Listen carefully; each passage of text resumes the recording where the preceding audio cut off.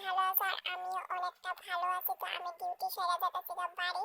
তো আমার night duty আসলে তো সারা আমি যেতেছি বাড়িতে আয়া এবার দেখো আমি স্নান করে লাইছি। স্নান করে এবার আমি রান্না করবো। স্নান করে আমি ঠাকুরের ধূপ দিয়ে লাই চারিদিকে মায়া বয়া বয়া লুকায় লুকায় আমার ভিডিও করতেছে। পরে ভিডিও শেয়ার করতেছে আমি লুকায় তোমার ভিডিও করে লাইছি।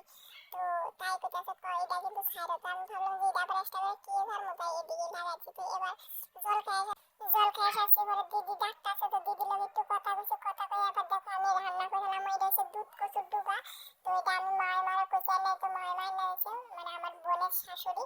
তো আইনা দিছে। তো এবার দেখো এটা আমি রান্না করতেছি। আর আমি আজকে প্ল্যানিং করছি যে হয়তো ডিমের অমলেট করে ভাত খেলাম, নাহলে শর্টকাটে কিছু একটা করবো।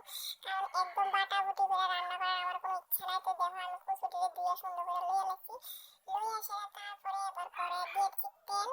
তারপরে এবার ডাল দিব। ডাল দিমু, এটা তেলটা গরম হয়ে গেছে। খুন্তি দিয়ে আমি লাড়া লাইতেছি। লাড়া আবার ডাল দিয়ে দিমু। ডালটা দিয়ে আবার দিয়েছি লবণ। আর দিয়ে দিমু একটু হলুদ। হলুদটা আমি পরিমাণ একটু বাড়াই দিছি, কারণ এটার মধ্যে আমি আবার দিমু কচুরি তার লেগে। মানে আইসে যখন রান্না করে খাইতে একদম ইচ্ছা করে, তখন মনে হয় যেন যদি আমার মা কাছে থাকতো তাহলে তো আইলে রান্না করে রাখতো, ভাত বাড়াই দিতে পেরে খাইতাম। অন্যরা মা যেমন করে, কিন্তু আমার তো মা অনেক দূরে থাকে তার লেগে। তো এবার ডালটা একটু সিদ্ধ হয়ে গেছে মোটামুটি। তো এবার এটার ভিতরে আমি কচুটা দিয়ে রাখছি। দিয়ে সেটা আবার আমি লাড়া লাইতেছি। তো আমি কিন্তু দুধ কচুর ডুবা এমনি খাই। আর তোমরা কে কেমনে খাও জানাও।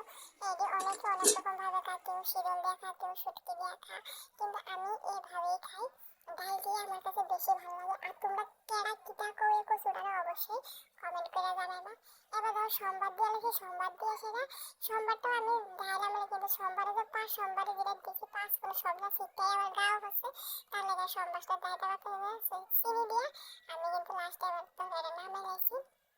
নামে এসে তারপরে ভাবলাম যে শুধু খালিটা দিয়ে ভাত খাওয়া যেত না। তো তার লেগে আগে ফ্রিজে একটু ডাল বাটা আছিল। তো ভাবলাম যে না কয়েকটা বড়া বাজছিলাম, বড়া বাজা তারপরে ভাতটা খাইতে ভালো লাগবে। তো দেখো আমি লাল লাল করে বড়াটি বাজা নিয়েছি, বাজা ভাত নিয়ে এসেছি। তো ভিডিওটা কেমন লাগছে কমেন্ট করে জানাও।